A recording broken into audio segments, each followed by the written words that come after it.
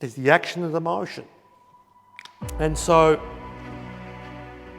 emotion is, for example, if I'm planning to start a business, emotion would be doing the research, doing a business plan, speaking to people in the industry, talking to accountants and lawyers and everything that you need to do. That's the motion, okay, which is important, okay? The action is just jumping straight into it, getting dirty, starting the business and chasing customers and doing whatever you can to satisfy those customers through your business, okay? It's the actions that get you to your destination. What most people do, they start with emotion first in anything. They start with, okay, I want to be a billionaire, for example. That's my destination. I start planning for it.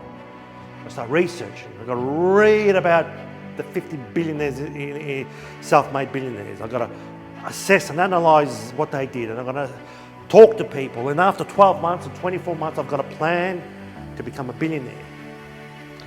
That's the motion way. And then you action. What happens, unfortunately, with most people, they spend most of their time in motion. The motion becomes a habit. It becomes such a long-term habit that by the time they action, it's just too tiring.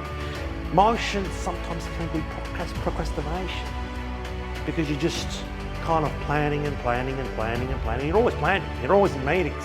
And in the meetings, you're planning and talking about what you're going to do.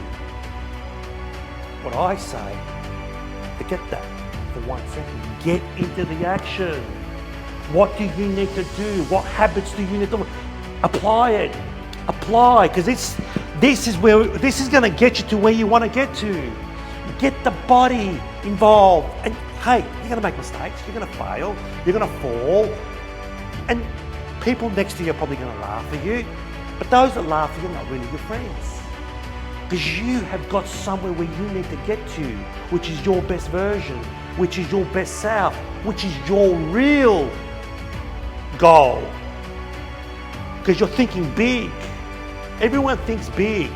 The people that don't think big is because they've lost confidence in themselves. We all want to go there. We all want to become billionaires. We all want to get to that destination. When we say we don't, we're just lying to ourselves. We're saying to the subconscious mind, well, no, we don't really want to get there. That's not really for me. It's because people around us have told us, so we don't feel bad.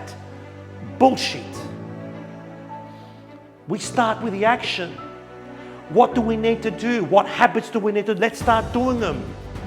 It's like someone's trying to lose weight, and so they're planning for the whole month what they're going to eat. They're planning what they're going to try, and they're researching, and they're talking to their doctors, and they're talking to, watching all these YouTube videos on losing weight and so on. And then 2 months later, they haven't started a diet yet. You know what? Go out and exercise. Go for a run. Stop eating junk food. Stop drinking alcohol. Stop eating sugar. Stop eating carbs. Just jump into it. Form the habits.